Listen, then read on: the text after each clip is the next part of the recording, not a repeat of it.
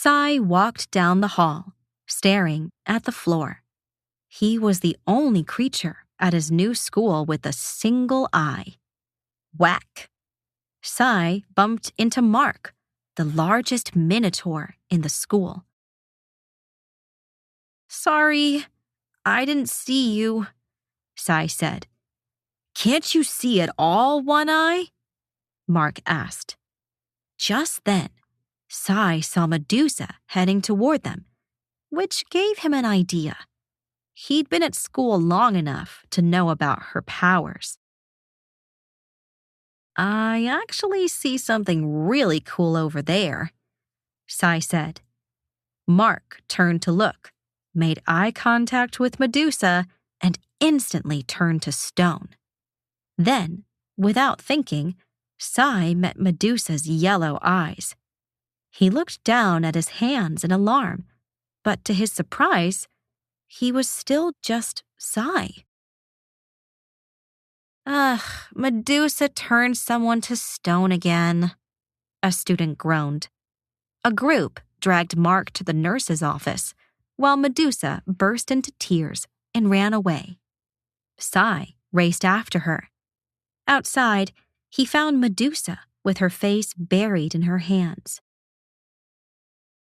"Can I talk to you?" Sai asked. "Go away if you don't want to be turned into a statue," Medusa cried. "You looked me in the eye, and I'm fine," Sai said. "Maybe it's my eye. I can't be turned to stone." Medusa peeked at Sai, and her face lit up. "It's a miracle! You don't know what it's like to not be able to look at anybody," she said. "I don't look at people anyway," Sai said, "because everyone stares at my one eye.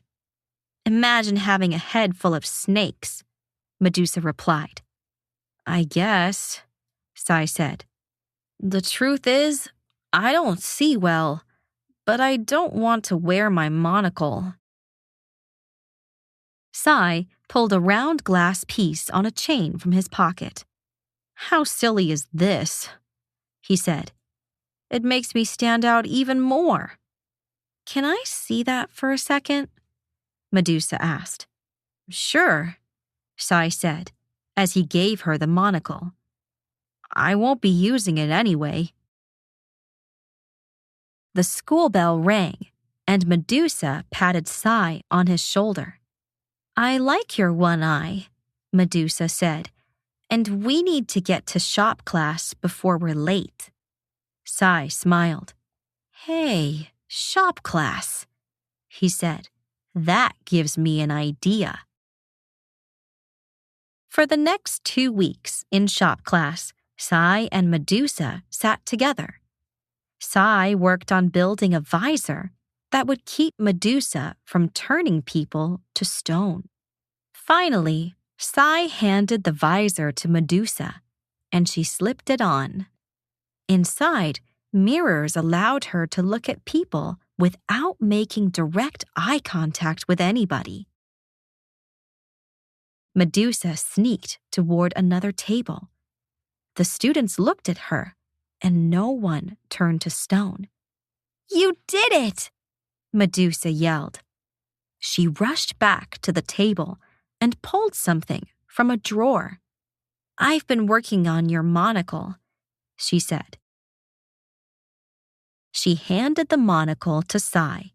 Medusa had wrapped the glass with wire and attached it to a leather strap carved with lightning bolts. "Wow," Sai said, slipping it over his head. "Thanks.